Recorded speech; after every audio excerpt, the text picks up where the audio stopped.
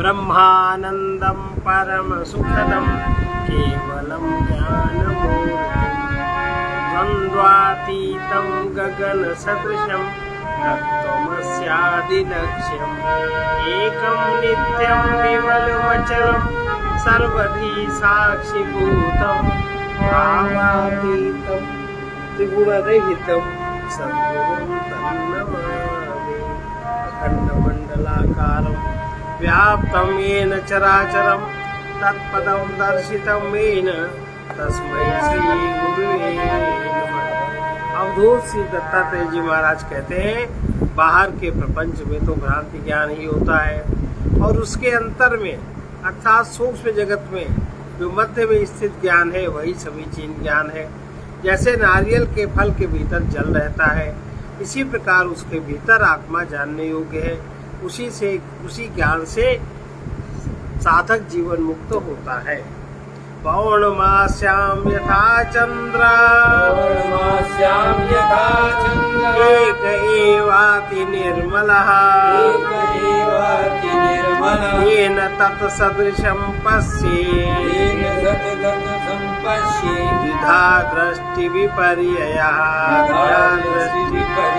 पौर्णमास्यां यथा चंद्र एक एवाति निर्मलः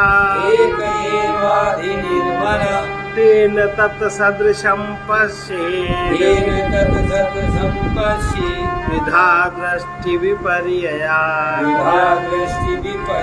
जैसे कि पौर्णमासी में जिस प्रकार एक ही चंद्रमा निश्चय करके एक ही चंद्रमा अति निर्मल है और पूरी तरह दिखाई देता है, उसी कारण से उस चंद्रमा के तुल्य ही आत्मा भी निर्मल देखा जाता है। वो दो प्रकार का जो दृष्टि का विपर्य ज्ञान है, वो दो प्रकार का आत्मा को दो प्रकार से देखता है। एक विपर्य ज्ञान है जो अहंग आत्मा की ही तरह पर वो आत्मा नहीं है, और दूसरा सच में आत्मा। एक अहंग ज्ञान, दूसरा आत्मा ज्ञान। दत्तात्रेय जी कहते हैं कि जो चंद्रमा है वो एक ही अति निर्मल दिखाई पड़ता है। एक चंद्रमा ही अति निर्मल है, दूसरा चंद्रमा कोई निर्मल नहीं हो सकता। इसी प्रकार आत्मा भी अति निर्मल है और एक ही है। चंद्रमा की तरह एक ही आत्मा को शुद्ध रूप से देखना चाहिए। जब नेत्र रोग हो जाते हैं तो दो चंद्रमा दिखाई पड़ते हैं। यही विपर्य ज्ञान है, यही विपर्य ज्ञान है, अर्थात यही भ्रम ज्ञान है। क्योंकि वास्तव में चंद्रमा तो दो नहीं है किंतु एक ही है। इसी प्रकार संपूर्ण ब्रह्मांड भर में आत्मा भी एक ही है। आत्मा में जो द्वैत की कल्पना है वो घट गया। दो आत्मा माने एक अहंकार भी अपने को संपूर्ण मानता है और आत्मा तो है ही है, जबकि निर्मल एक ही आत्मा है। अहंकार भ्रम है और व्यक्ति अहंकार में ही जीता है, वो अहंकार के भ्रम में ही जीता है। मैं चारों तरफ उसको वही आत्मा का, तो ये भ्रम ज्ञान है। ये दो चंद्रमा के दिखाई दे रहे। अब आँख की बीमारी हो गई, देखने की खराबी हो गई, हम समझ न पाए तत्व को, तो हम अहंकार को सब कुछ मानते हैं, अहंकार के अनुसार चलते हैं और अहंकार के अनुसार अपनी दुर्गति करते हैं। ये इसका भाव। अनेनैव प्रकारेण बुद्धिभेदो न सर्वगः दाता च धीरतामेति गीयते नाम कोटिभिः। अनेनैव प्रकारेण बुद्धिभेदो न सर्वगः दाता च धीरतामेति गीयते नाम कोटिभिः। इसी प्रकार जैसा भी पहले बताया, इसी निश्चय से ज्ञान का भेद सब में होता है। हर व्यक्ति अहंकार अपना अलग बना के रखता है, जो कि भ्रम है। अर्थात में आत्मा को कोई जानता नहीं। दो ही तरह तो है। अगर दो प्रकार जो नहीं बनाता वही ज्ञानी हो जाता है और देने वाला धीरता को प्राप्त होता है। जो देता है, जिसमें दैवी संपत्ति देने की दैवी संपत्ति जिसमें जागृत हो गई है, उसके अंदर ही धीरता का निर्माण होता है, उसी के अंदर वीरता का निर्माण होता है। और जिसमें देने की दैवी शक्ति नहीं है, लेने की लोभ शक्ति ज्यादा है, उसमें धीरता नहीं पाई जाती। तो धीरता का विकास तभी होता है और कोटि नामों करके धीर व्यक्ति का गान अनेक प्रकार से, हजारों प्रकार से गाया जाता है। दत्तात्रेय जी कहते हैं, पूर्व प्रकार के करके सर्वगत चेतन में किसी प्रकार के भेद की कल्पना बनती ही नहीं। जो विद्वान जिज्ञासुओं के प्रति उस ब्रह्म चेतन के अभेद ज्ञान का ज्ञान करता है, अभेद चेतन का ज्ञान कर लेता है, वही धैर्यता को प्राप्त होता है, उसी में धैर्य का विकास होता है और करोड़ों नामों को करके वो गाया जाता है। अर्थात जिज्ञासुजन उसको करोड़ों नामों से स्तुति करते हैं। गुरु प्रसाद गुरु प्रज्ञा प्रसादेन मूर्खो वा यदि पंडितः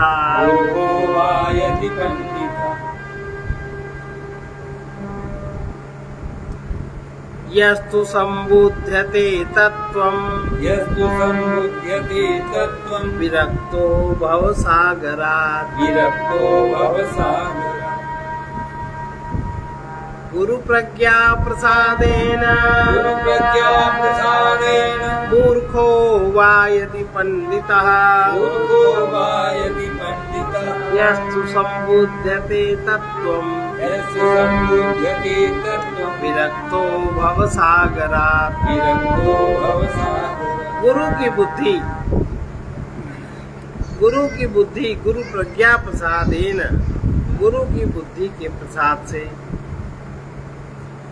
मूर्ख हो अथवा यदि पंडित हो पुनः आत्म तत्व को जान लेता है। गुरु की प्रज्ञा के प्रसाद से मूर्ख हो अथवा पंडित हो, वो किसी प्रकार आत्म तत्व को जान लेता है।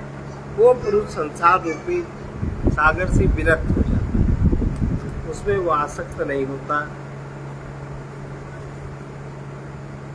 दत्तात्रेय जी कहते हैं, मूर्ख हो अथवा पंडित हो, गुरु की कृपा से जो आत्म तत्व को यथार्थ रूप से जान लेता है, वो शीघ्र ही संसार रूपी समुद्र से विरक्त माने उपराम हो जाता है और वो जन्म मरण से छूट जाता है, फिर संसार चक्र में वो नहीं आता। गुरु की प्रज्ञा के प्रसाद से। अब गुरु की प्रज्ञा का प्रसाद तो सामान्य व्यक्ति को कैसे प्राप्त हो? मूर्ख को भी प्राप्त हो सकता है, पंडित को भी प्राप्त हो जाता है। राग द्वेष विनिर्मुक्ता सर्वभूत हिते रतः दृढ़बोधश्च धीरश्च स गच्छेत् परमं पदम्। राग द्वेष विनिर्मुक्तः सर्वभूत हिते रतः दृढ़बोधश्च धीरश्च स गच्छेत् परमं पदम्। वही व्यक्ति जो भव सागर से मुक्त हो जाता है, गुरु प्रज्ञा का प्रसाद जिसको प्राप्त हो जाता है, वही व्यक्ति यत्न करके राग द्वेष से रहित है। संपूर्ण भूतों के हित में उसकी प्रीति है, उसकी प्रीति अपने अहंकार में नहीं रहती। संपूर्ण भूतों का जिसमें हित है उसमें उसकी प्रीति होती है और जिसको हृदय में दृढ़ बोध प्राप्त है, वही व्यक्ति धीरता को प्राप्त होता है। उसी में धैर्य क्षमता का विकास होता है और धैर्य धर्म का पहला लक्षण है। तुम धर्म में जी रहे हो, तुम्हारा धर्म में प्रवेश है, इसका परिणाम क्या दिखेगा? तुम में धैर्य पाया जाएगा। वही विद्वान होता है, वही परम पद की ओर गमन करता है।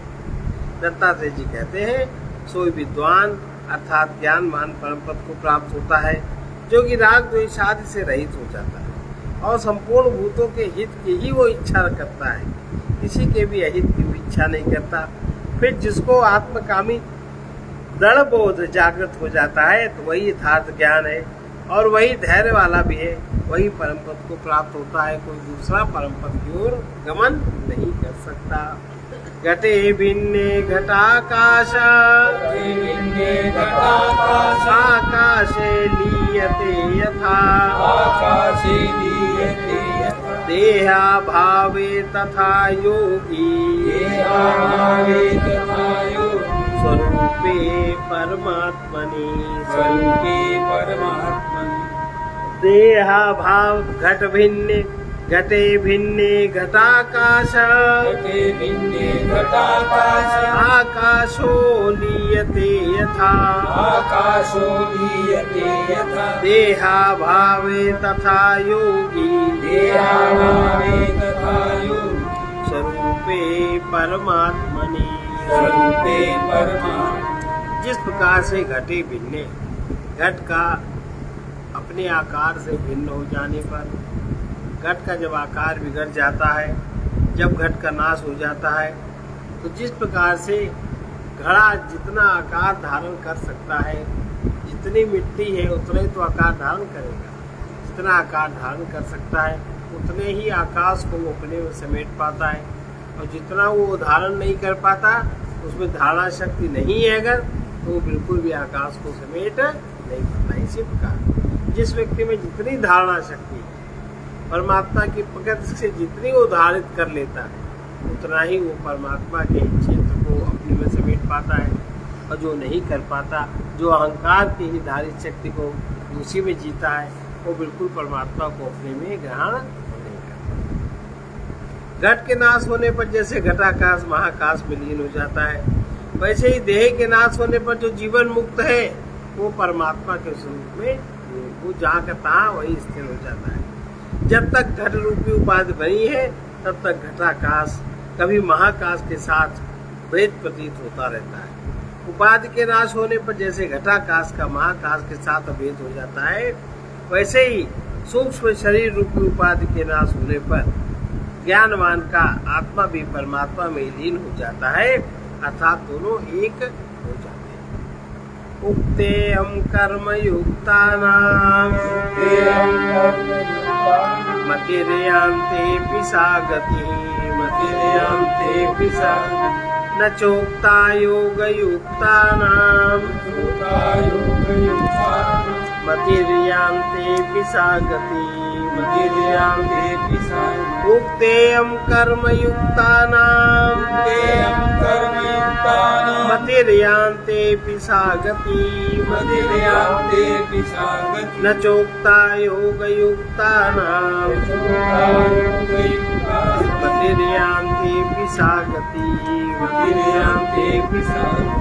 जो कर्म करने वाले हैं, जो कर्म योग की क्षमता को जानते हैं, वे कर्मी लोग ये कहा, उनके लिए ये कहा कि जैसी अंत में बुद्धि होती है निश्चय ही उनकी वैसी ही गति। जीवन मुक्त ज्ञानी के लिए नहीं कहा गया।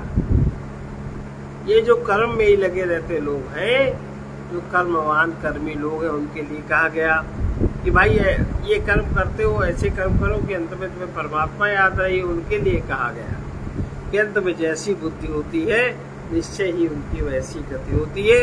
ये बात जीवन मुक्त ज्ञानियों के लिए नहीं कही कि जैसी अंत में निश्चय करके मति होती है वही गति होती। दत्तात्रेय जी कहते हैं कि जिस वार्ता में, जिस क्रिया में, जिसके रात दिन व्यतीत होते हैं, जिस मानसिक वृत्ति में जो रात दिन उसी एक मानसिक वृत्ति को धारण किया है। एक वृत्ति तो मुख्य है जो चलती रहती है। जिस वार्ता में जिसका रात दिन अधिक अभ्यास होता है, उसी को उसमें संस्कार दृढ़ होते रहते हैं, और अंत समय में अर्थात मरण काल में भी वही संस्कार भूत होकर उसको उसी गति को प्राप्त करा देते हैं। इसका तात्पर्य यह है कि जिसका जिस वस्तु में अति प्रेम होता है, स्त्री में, पुत्र में या धन में या पशु पक्षी आदि में, अंत समय में भी उसका मन उसी तरफ चला जाता है, और जब वो मर करके उसी योनि में फिर उसका जन्म होता है। तो ये अंत वाली गति की गति कर्मियों के लिए है। जीवन मुक्त ज्ञानवानों के लिए ये अंत वाली मति गति नहीं कही गई, क्योंकि योगी लोग तो सदैव ब्रह्म के ही चिंतन में रहते हैं। इसलिए अंत समय में उनकी तो यही गति ब्रह्म चिंतन ही करती रहती है, इसी में वो शरीर को छोड़ते हैं। या गति कर्मयुक्तानां सा च वागिन्द्रियात् भवेत् सा च वागिन्द्रियात् भवेत्। योगिनां या गतिः कापि एकथ्या भवता चिता एकथ्या भवता। या गतिः कर्मयुक्तानां सा च वागिन्द्रियात् भवेत् योगिनां या गतिः क्वापि एकथ्या भवता चिता एकथ्या भवता। कर्म योगियों की तो गति शास्त्र में कही गई, वही गति वाणी इंद्रिय करके किसी भी इंद्रिय में जिसकी जहाँ आसक्ति होती है, अंत समय में उसको वही याद आता है और उस जीव की गति वही। किसी की शब्द में आसक्ति है, किसी की रस में, किसी की गंध में, किसी की स्पर्श में, अलग अलग इंद्रियों की आसक्ति, अलग अलग विषय हैं, तो वो वाणी इंद्रिय करके कही जाती है और वाणी से जो शब्द बार बार दोहराता है।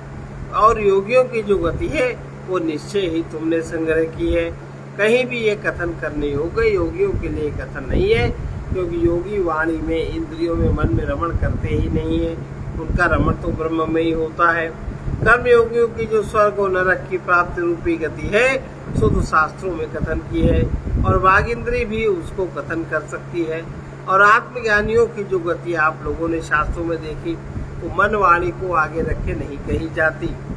एवं ज्ञात्वा त्वमुं मार्गे योगिनां नैव कल्पितम् विकल्पवर्जनं तेषां स्वयं सिद्धा प्रवर्तते एवं ज्ञात्वा त्वमुं मार्गे योगिनां नैव कल्पितम् विकल्पवर्जनं तेषां स्वयं सिद्धि प्रवर्तते। इस प्रकार जो पूर्वोक्त योगियों के विकल्प से रहित इस पूर्वोक्त मार्ग को जान करके आपसे आप सिद्धि में उनको सिद्धि प्रवृत्त हो जाती है। जो सिद्ध लोग हैं उनको वो सिद्धि प्रवृत्त हो जाती है। पुनः उनकी बुद्धि में ये निश्चय नहीं होता कि कर्मियों के मार्ग में वो कल्पना करके बढ़ें। इस प्रकार पूर्वोक्त योगियों के विकल्प से रहित, योगियों में कोई विकल्प नहीं होता, इस पूर्वोक्त मार्ग को जो जान लेता है उसकी सिद्धि उसमें अपने आप हो जाती है। पुनः फिर वो निश्चय ही कर्मियों के मार्ग की तरह वो गति कल्पित नहीं है। जो सिद्ध योगी लोग हैं, जो सिद्ध लोग हैं, उनकी वैसी ही गति हो जाती है, उनमें कोई कल्पना की बात नहीं है। इसलिए ढूंढ लो कोई सिद्ध महात्मा मिले, तब ये सब बातें समझ में आती हैं, ऐसे समझ में नहीं आती। ज्ञान योगियों का जो मार्ग पूर्व में कहा वो कर्मियों के मार्ग की तरह कल्पना से रहित है। ज्ञान का मार्ग में कोई भी कल्पना नहीं, और कर्मियों का मार्ग मिथ्या और पुनः आवृत्ति वाला है। मिथ्या है, दिखाई कुछ और पड़ता है, होता कुछ और है।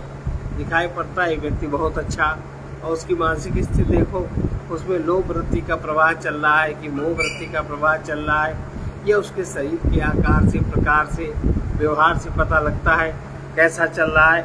तो वो मिथ्या है, दिखाई कुछ और पड़ता है और होता कुछ और है। और पुनः आवृत्ति वाला है, उस मार्ग में, कर्म के मार्ग में जाने वाले की पुनः पुनरावृत्ति होती है। जो विद्वान इस प्रकार जान लेता है वो ज्ञानियों के मार्ग में ही प्रवृत्त रहता है और वो अपने आप सिद्ध हो जाता है। जो ज्ञानियों के मार्ग में ही प्रवृत्त रहता है वो सिद्ध हो जाता है और फिर वो जीते जी संसार बंधन से मुक्त ही रहता है। भले वो बंधन में दिखाई पड़े लेकिन वो किसी के बंधन में नहीं होता। तीर्थे वान्तजगे वा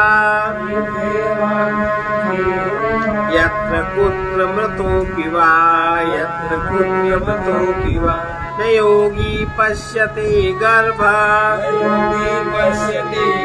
परे ब्रह्मणि लीयते परे ब्रह्मणि तीर्थे वान्तजगे वा यत्र कुत्र मृतोऽपि वा यत्र कुत्र मृतोऽपि वा न योगी पश्यते गर्भा परे ब्रह्मणि लीयते परे ब्रह्मणि। फिर वो जो आत्मज्ञानी है, जो योगी है, जो सिद्ध महात्मा है, वो चाहे चांडाल के घर में अथवा जहाँ कहीं उसका शरीर छूटे, वो पुनः फिर गर्भ को नहीं देखता। वो निश्चय ही ब्रह्म में ही लीन हो जाता है। उसी में जो जिस भाव में निरंतर रहता है, वो उसी में पुनः लीन हो जाता है। जीवन मुक्त ज्ञानवान चाहे किसी तीर्थ पर शरीर त्याग दे अथवा चांडाल के घर में शरीर का त्याग करे अथवा जहाँ कहीं भी उसका शरीर गिरता है, जल में, थल में, अंतरिक्ष में, रास्ता वगैरह में, जहाँ कहीं उसका शरीर गिर जाता है, फिर वो मूर्ख की तरह माता के गर्भ में नहीं आता है, वो ब्रह्म में लीन हो जाता है। सहजम जम अचिंत्यम सहजम जम अचिंत्यम यस्तु पश्येत् स्वरूपम घटति यदि यथेष्टम लिप्यते नैव दोषैः सहजं जमचिन्त्यं यस्तु पश्येत् स्वरूपं घटति यदि यथेष्टं लिप्यते नैव दोषैः सकृदपि तद्भावात् कर्म किंचिन्न कुर्यात् तदपि न च विबद्धा संयमी वा तपस्वी वा पुनः फिर वो विद्वान स्वाभाविक जन्म से रहित मनवाणी के विषय स्वरूप को एक बार भी निश्चय करके जो देख लेता है और यदि वो यथेष्ट चेष्टा भी करता है देखने के अनुसार, तो वो फिर दोषों को करके भी पतित नहीं होता, दोषों में लिप्त नहीं होता। उसके अंतःकरण में, उसके चित्त में ही दोष का भाव हो जाता है। किंचित कर्म को भी न करे तब भी वो संयमी अथवा तपस्वी नहीं हो पाता। लेकिन जिसका कर्म में कर्तापन का जो त्याग कर देता है, वही संयमी और वही तपस्वी हो पाता है। जो विद्वान स्वभाव से ही अचिंत्य आत्मा के स्वरूप को एक बार अनुभव कर लेता है, वो यथेष्ट चेष्टा को करने से भी अर्थात शास्त्र संगत, शास्त्र विरुद्ध चेष्टा करने से भी दोषों को कदापि लिपायमान नहीं होता। जबकि उसमें कोई भी दोष नहीं रहता, तब फिर भी यदि वो कर्म करे अथवा चाहे वो न करे, चाहे वो संयम करे, चाहे वो तपस्या करे, चाहे वो जहाँ रहे, फिर भी किसी प्रकार से उसको बंधन नहीं होता। एक बार भी अगर उसको आत्मबोध जागृत हो जाता है तो निरामयम निष्प्रतिमं निराकृतिम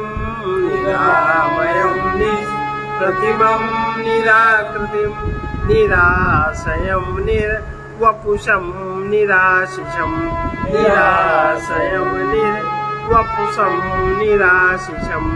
निर्द्वन्द्व निर्मोहम निलुप्त शक्तिकम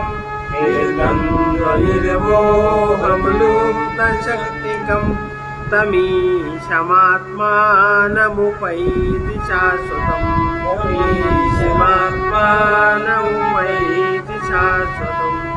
निरामयं निष्प्रतिमं निराकृतिं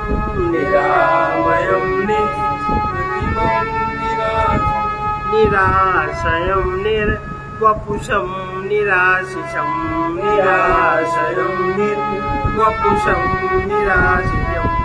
निर्द्वन्द्व निर्मोहं लुप्त शक्तिकं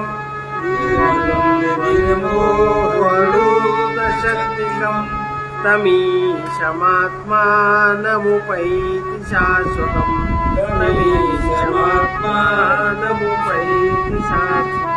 विद्वान जिस आत्मा को प्राप्त होता है, कैसे आत्मा को, इस जगत के स्वामी को, नित्य को, रोग से रहित को, प्रतिमा से रहित को, निराकृत को, निराश्य को, शरीर से रहित को, इच्छा से रहित को, राग द्वेष और मोह से रहित को, विद्यमान शक्ति वाले को, ज्ञानवान उस आत्मा को प्राप्त होता है जो कि संपूर्ण जगत का स्वामी है, ईश्वर है। फिर वो कैसा है?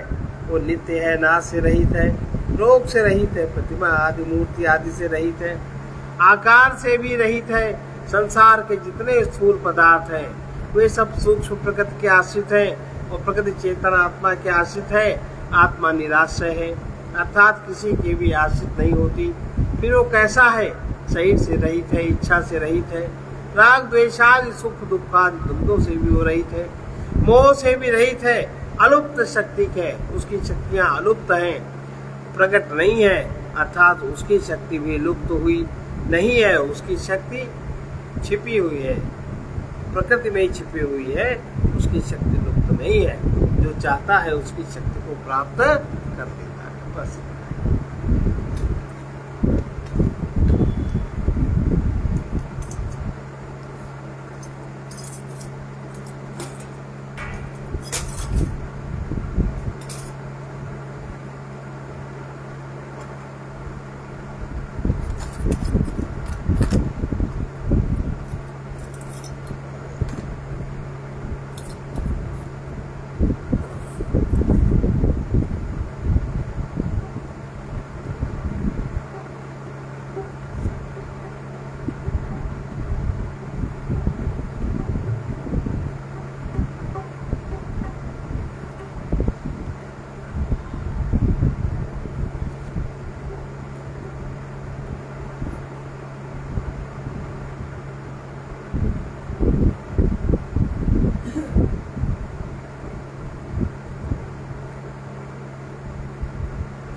दुनिया परम भूल बौराई,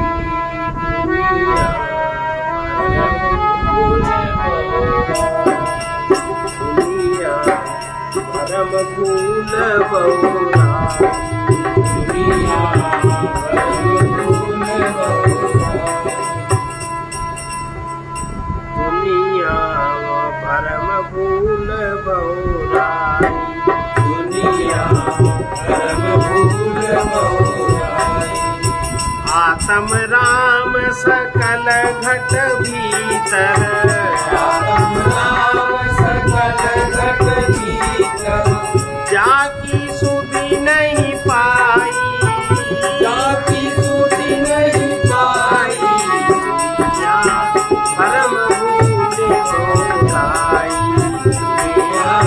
परम भूल बौराई, मथुरा काशी जाय द्वारिका, मथुरा काशी जाय द्वारिका, 68 तीरथ नावे, 68 तीरथ नावे, सद्गुरु बिन सोधा नहीं कोई, सद्गुरु बिन सोधा नहीं कोई, फिर गोता खावे,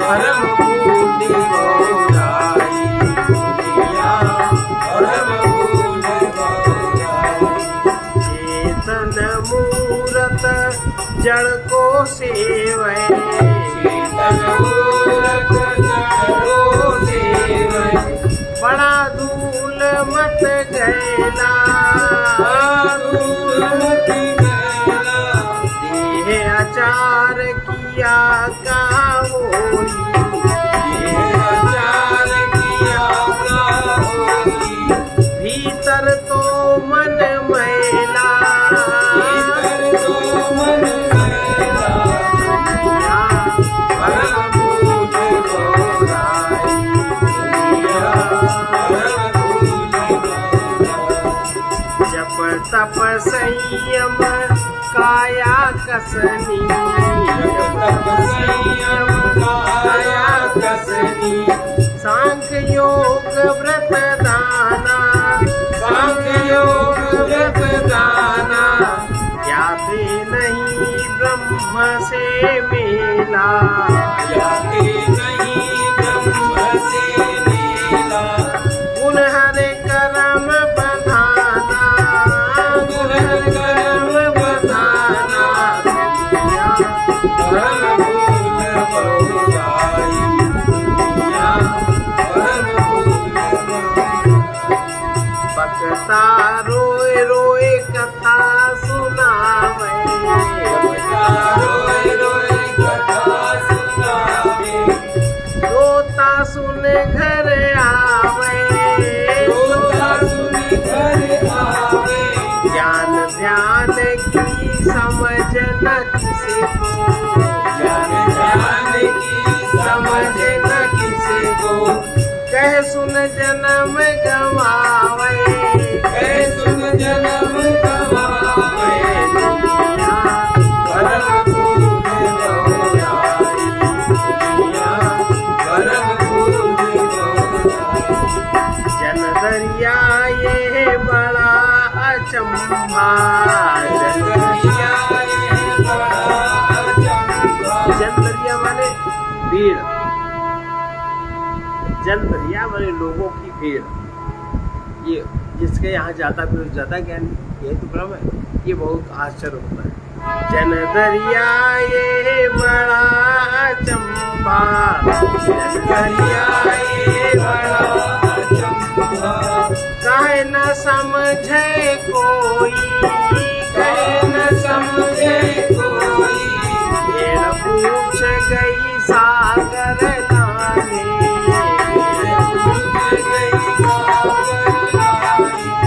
निश्चय डूबे सोई, निश्चय डूबे सोई, दुनिया परम भूल बहुराई, दुनिया परम भूल बहुराई, दुनिया परम भूल दुनिया एक लाइन इसमें नहीं है, एक नाम ना एक लाइन नहीं जिसमें कबीर है कबीर है। सर्वे भवन्तु सुखिनः, सर्वे सन्तु निरामयाः, सर्वे भद्राणि पश्यन्तु मा कश्चित् दुःखभाग् कृष्णाय वासुदेवाय हरे परमात्मने प्रणतक्लेशनाशाय गोविन्दाय नमो नमः। ॐ वीर महाविष्णु वीर महाविष्णु ज्वलन्तं सर्वतोमुखं ज्वलन्तं सर्वतोमुखं नृसिंहं भीषणं भद्रं नृसिंहं भीषणं भद्रं मृत्युर्नमाम्यहम्। मृत्युमृत्यो नमामि। ॐ ह्रौं जूं सः ॐ ह्रौं जूं सः ॐ भूर्भुवः स्वः ॐ भूर्भुवः स्वः ॐ त्र्यम्बकं यजामहे ॐ त्र्यम्बकं यजामहे सुगन्धिं पुष्टिवर्धनम् सुगन्धिं पुष्टिवर्धनम् उर्वारुकमिव बन्धनात् उर्वारुकमिव बन्धनात् मृत्योर्मुक्षीयमामृतात् मृत्योर्मुक्षीयमामृतात् ॐ स्वः ॐ भुवः भूः ॐ स्वाहा ॐ भुवः भूः ॐ सः जूं ॐ साजो असतो मा सद्गमय तमसो मा ज्योतिर्गमय मृत्योर्मामृतम् गमय ॐ पूर्णमदः अश्वत्थामो बलिर्व्यासो अश्वत्थामो बलिर्व्यासो हनूमांश्च विभीषणः हनूमांश्च विभीषणः कृपापरशुरामश्च सप्तैताः मोक्षदायिका सप्तैतान् संस्मरेत् नित्यम् मार्कण्डेयं तु यथाष्टमम् शतवर्षाणि जीवेत अपमृत्युः विवर्जिता अहिल्या द्रौपदी तारा कुन्ती मन्दोदरी तथा मुक्ति मंदोदरी तथा पंचकन्या स्मरेत् नित्यम् पंचकन्या स्मरेत् नित्यम् महापातक नाशनम् महापातकनाशनम् अयोध्या मथुरा माया अयोध्या मथुरा माया काशी कांची अवंतिका काशी कांची अवंतिका पुरी द्वारावती चैव पुरी द्वारावती चैव सप्तैताः मोक्षदायिका सद्वैताः मोक्षदायिका गंगे च यमुने चैव गंगे च यमुने चैव गोदावरी सरस्वती गोदावरी सरस्वती नर्मदे सिंधु कावेरी नर्मदे सिन्धु कावेरी जलेऽस्मिन् सन्निधिं जलेऽस्मिन् सन्निधिं नाम संकीर्तनं यस्य नामसङ्कीर्तनं यस्य सर्वपापप्रणाशनं सर्वपापप्रणाशनं प्रणामो दुःखशमनस्तं प्रणामो दुःखशमनस्तं नमामि हरिं परम् नमामि हरिं ॐ पूर्णमदः पूर्णमिदं पूर्णात् पूर्णमुदच्यते पूर्णस्य पूर्णमादाय